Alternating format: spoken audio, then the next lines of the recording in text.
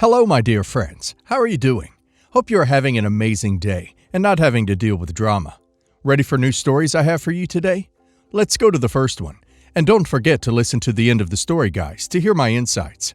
Enjoy the stories, and don't forget to like and subscribe. And of course, don't forget to leave a comment.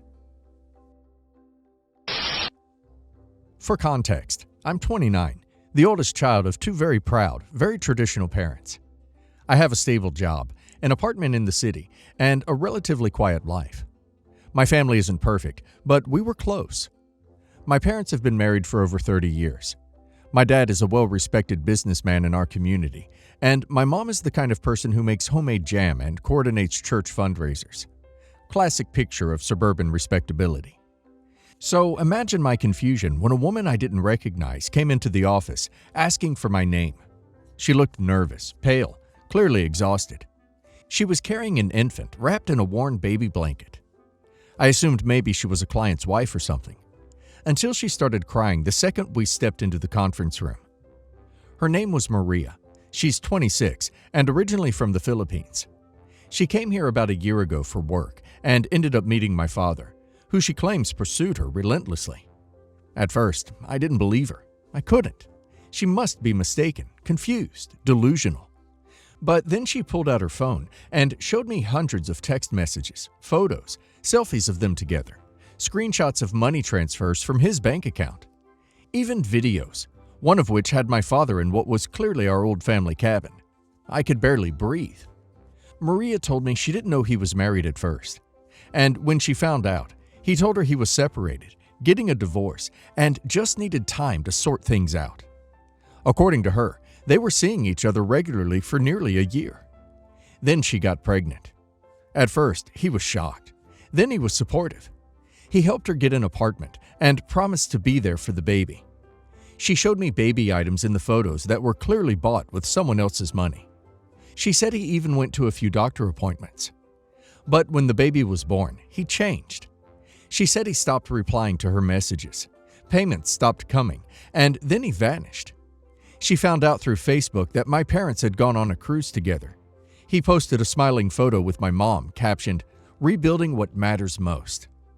That was when she snapped. Apparently, he had once mentioned where I worked, proudly bragging about his daughter.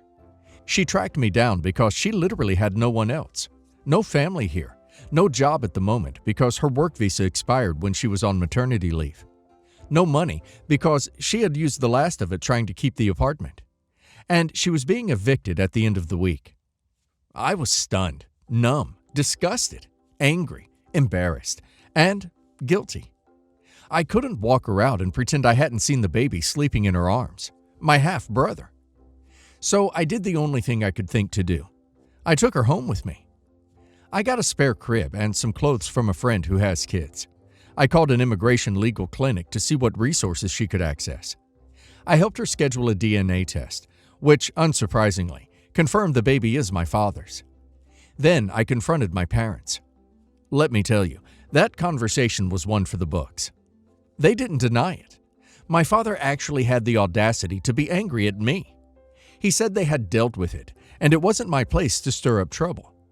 My mother, for her part, was cold and furious. She said she knew about the affair, but had agreed to forgive him only on the condition that he cut all ties with that woman and her problem. They told me I was selfish for getting involved, that I was ruining the family over a mistake, that I was being manipulated. When I pointed out the baby's existence wasn't a mistake that could be erased, my mom actually disowned me on the spot.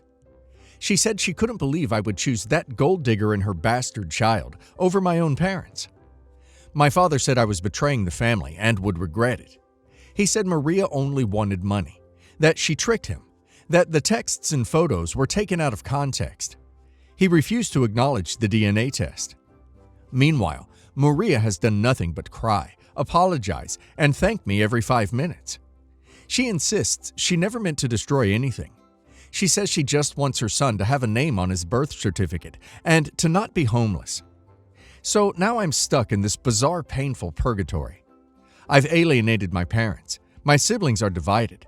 One sister agrees with me, but is staying quiet, and my brother is firmly team parents. Some family members have called me a saint, others a fool. I've gone from being the golden child to the outcast in the span of a week. Maria and the baby are still living with me. I helped her apply for housing assistance, and she's talking to a lawyer about child support. But the process is slow. I offered to co-sign a lease if needed once she's stable. I'm not sure how long she'll be with me. I just know I couldn't let her and that innocent baby be tossed out like garbage. The crazy thing is, I don't even know what I feel. I hate what my father did. I hate that my mom covered it up. I hate that the burden has fallen on me. But I also hate how torn I feel. This isn't what I signed up for. I didn't plan to become a single 29-year-old with a surprise baby housemaid and a family imploding around her. And yet, I can't say I regret stepping in. Still, there's a nagging voice in my head that asks if I should have just walked away. If I should have let my parents sort out their mess. If I was out of line for getting involved. So, Reddit. Am I the a-hole for taking in my father's mistress and love child after he abandoned them and my mother demanded he cut all ties? Edit to add. A few people have asked. Yes, Maria has started the legal process to go after my father for child support. We're working with a non-profit legal aid center that helps immigrant women in crisis. She's also exploring her options to stay in the country legally. I'm doing what I can to support her, but it's all very overwhelming. Thanks for the advice and support, even the hard-to-hear parts. I needed to vent. OP is not the a-hole. OP showed more integrity and compassion in a single moment than her father has in a year. He helped create that child and then dumped the responsibility because it was inconvenient. OP's mom's forgiveness came with conditions that basically asked him to pretend his child doesn't exist. OP refused to play along with that fantasy, and that was the right thing to do. OP's father and mother are the ones in the wrong here. And now let's hear the community's opinion. Not the a-hole. The fact that your mom knew and still demanded that the child be ignored is horrifying. That poor baby did nothing wrong. Your parents want to maintain the illusion of a perfect family at the expense of a real human life. It's disgusting. You did the right thing. Everyone sucks here, except you. Your father is a coward and a liar. Your mom is enabling him. Honestly, I feel for Maria, but she still chose to sleep with a married man. That doesn't excuse your parents' behavior, though. You, OP, are doing what any decent person should. Not the a-hole. If anyone is betraying the family, it's your father. He created another family and is now trying to erase it. You stepped up where he stepped out, and your mom choosing to preserve her marriage over doing what's morally right speaks volumes. You're not the villain here. That baby is your brother, no matter how he came into this world. It's not his fault your father is a hypocrite. You didn't choose this situation, but you made a brave decision. Your parents are choosing appearances over people. Let them. You're better than that. Alright, so I'm not going to say much backstory besides my husband, John, fake names, has a 6-year-old daughter, Sophie, from a previous relationship. He was with her mom Emma from when they were 14 till 19. They had Sophie when they were 18, and they weren't together, but they were messing around until I came along. I've been with my husband for 3, almost 4 years, and we've been married for a year with a 9-month-old daughter, and I'm currently 15 weeks pregnant with another daughter. I love Sophie to death, I really do. I view her as my own and treat her like so, which has been perfectly okay and completely encouraged by my in-laws and husband, and me and Sophie have an amazing bond. This Christmas, we were supposed to be going to California to go visit my extended in-laws, with Sophie, my 2 daughters, my mother-in-law, father-in-law, sister-in-law, and 2 brother-in-laws, so that the girls can meet their great-grandma and all of their cousins around the same age. The plan is to go there and stay at John's great-grandma's house, because she has just moved into a huge house with multiple rooms, and I've been excited and planning this trip for my husband and girls for a while. Well, yesterday I was hanging out with my mother-in-law grocery shopping, and she casually mentions that Emma is planning on coming on the trip, but nothing has been set in stone. I ask questions about living arrangements, and she's supposed to be staying with all of us in John's great-grandma's house. John knew nothing about this, by the way. I get upset and tell her that I'm not okay with that, and it feels disrespectful to bring her with us to stay in the same house as John's wife and expect us to act like a happy little family when this is not her family anymore and never will be. And I understand she's Sophie's mom, but that's all she is. Nothing more, nothing less. And if she's going to bring her along, then me and my 2 girls won't go. Instantly, my mother-in-law snaps at me that I'm a selfish, ungrateful bee, and I have no right to put them in that situation. And she's as much his family as I am, which I do not agree with, and we just argued until she took me home, and things have been tense since. I am in no way trying to get in the way of Sophie and Emma's relationship, and I'm not trying to replace Emma. We get along now, but there were problems in the past of her not giving John his court-ordered parenting time, which is why I'm so adamant about her coming for Christmas. John has never been allowed to have Sophie for Christmas until this year, when we kept threatening court, and so she finally buckled down, and I just don't think it's right for her to impose that way when it's the first year having her. I also think it's straight disrespectful to treat me and her like we're the same. She is John's past. I feel that she is not the one married to John, so she is not part of John's family. So am I the a-hole for telling my mother-in-law if my husband's baby mama goes on vacation with us, then I will not go? Edit.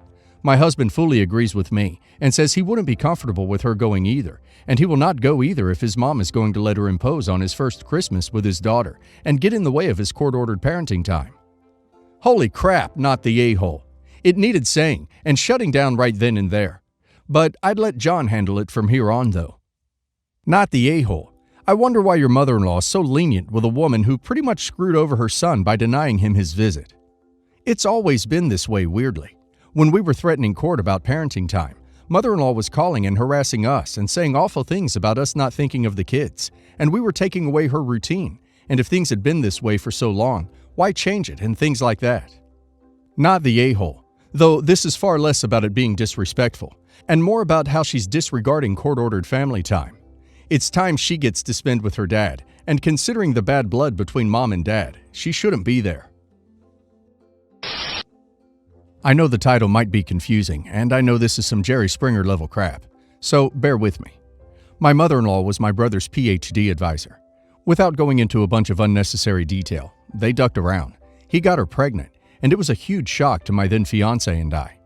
I was totally devastated for selfish reasons, but it just felt so icky. I was mad at mother-in-law for not knowing better. I was mad at my brother for having a relationship with a woman who had treated me like trash. I was just mad I was going to have a sister-in-law who was also my niece. Mother-in-law dumped my brother and said she was just having fun and would never seriously think about a man significantly younger than her. My brother was devastated. He was very much under her spell and thought he was in love with her. Mother-in-law wanted to keep the baby, but said she thought he had a right to opt out and she thought it would be wrong to ask him for any support, emotional or financial, and encouraged him to not sign the birth certificate. He had some contact with his daughter. We'll call her Grace, but mother-in-law didn't want him around too much, and he was in a dark place in his life. He got another advisor, but his motivation dropped, and he graduated but wasn't happy with his work.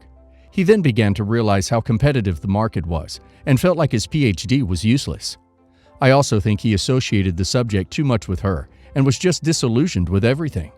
He settled for a job that has nothing to do with his degree, and that he doesn't like, developed a little bit of a drinking problem, and saw Grace here and there. Mother-in-law got a boyfriend her own age who Grace loved. She began to call him Dad, and they got married eventually. I have a hard time being around any of them with what mother-in-law did to my brother. I make the occasional obligatory visit, but honestly, I hate her. Grace never wanted much to do with her bio dad, but in the past couple years, he's gotten his life together, married a very sweet woman, and had a baby. Grace makes no effort to see him. She is 15 now. And all Grace cares about is that her a-hole stepdad is going to buy her a fancy car next year. However, she sometimes makes comments about how my brother is a real dad to the baby. We went to mother-in-law's house last night for one of those super not fun obligatory dinners. Mother-in-law wanted Grace to pack her lunch for her tournament the next day and told her to put the phone down and come do it. Grace replied, "Hold on, I'm talking to my sperm donor." And I snapped and told her she is a spoiled brat and how dare she call her father that. She doesn't know anything about what he has gone through, and he does love her, but she only cares about what her stepdad buys her. Mother-in-law immediately yelled at me and asked me to leave. She says I crossed a huge line, and I owe Grace an apology. You're the a-hole. What happened to your brother is sad, but I think you have a lot of misplaced anger towards your niece. She's 15 and made a comment that, in her immaturity, she thought was funny. She doesn't understand the nuance of the situation, and she should not be blamed for having a strong relationship with her stepfather, as he was the one raising her. You're the a-hole. Grace wasn't raised around or by her bio dad. Only towards her teenage years do you describe your brother to have gotten his things together. While that may be great for him, that doesn't mean Grace is obligated to spending time with him if she doesn't want to. Genetics doesn't make a parent, OP. The man who is with your mother-in-law was there her whole life. If that's who she shares that connection with, you have no place whatsoever to not only call her a spoiled brat, but to then insist her father is your brother and not the man who raised her. You owe Grace and her father an apology. Wow, you're the a-hole. I don't care how hard the woman makes it to see her kid. In America, fathers can fight for custody and to see their child. It sounds like you're blaming your mother-in-law when your brother opted out of parenting duty. That's on your brother. If his daughter thinks of him as just a sperm donor, that's on your brother. It's unfair to take out your frustrations on Grace. This situation is not her fault, and quite frankly, from her perspective, her father is just a sperm donor. So, myself, 27 male, and my fiancée, 28 female, have been together close to a year, engaged for half of that. We're planning a wedding in the fall of 24 and have started a guest list. She comes from a big family, and I'm an only child. We are close with one of her sisters in particular, and often went to visit her and play board games and such. This sister has a fiancé and is pregnant. Recently, my fiancé told me that her sister was having a shotgun wedding before the baby arrived, in order to keep with their traditional values and appease familial religious desires. Back up a bit. I've done a lot for her sister and soon-to-be husband. I planned a birthday party for his son from another marriage. I've given her rides, always bought small gifts when I would visit. I've gone as far as to stop everything I was doing to help her during a health scare while she was pregnant. I really felt like a part of the family. Fast forward. In a text to my fiancé upon announcing her wedding, her sister made it a point to say, "It's a small wedding, no plus ones. OP can come to the dinner afterwards." All fine by me. I honestly don't really mind, as ceremonies can be dull, and I understand why she would only want to have immediate family at her small wedding. I wake up on the day of the wedding to help my fiancé get ready and drive her over to her sister's house. I planned on driving my fiancé, her sister, and her soon-to-be husband to the venue and bringing them to the dinner afterwards. My fiancé told me, "It's okay, just drop me off at my sister's and we will get a ride over." A little odd, but I was fine with that too. I arrived over there, and as my fiancé got out of the car, I asked her if I could come in and congratulate them.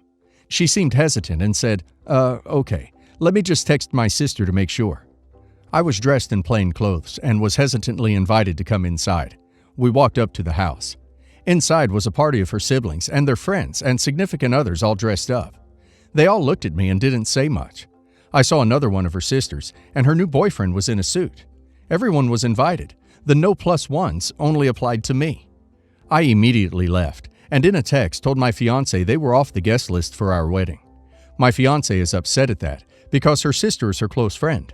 She said maybe I did something to upset them, which is why I wasn't invited. But I've been nothing but kind and caring to her entire family. I've spent hundreds of dollars and gone above and beyond for everyone.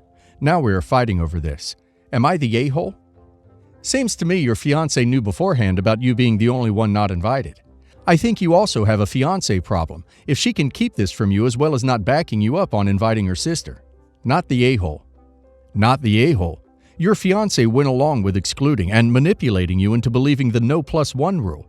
No matter how much she may try to pin it on the sister, family, whoever, she was an active participant.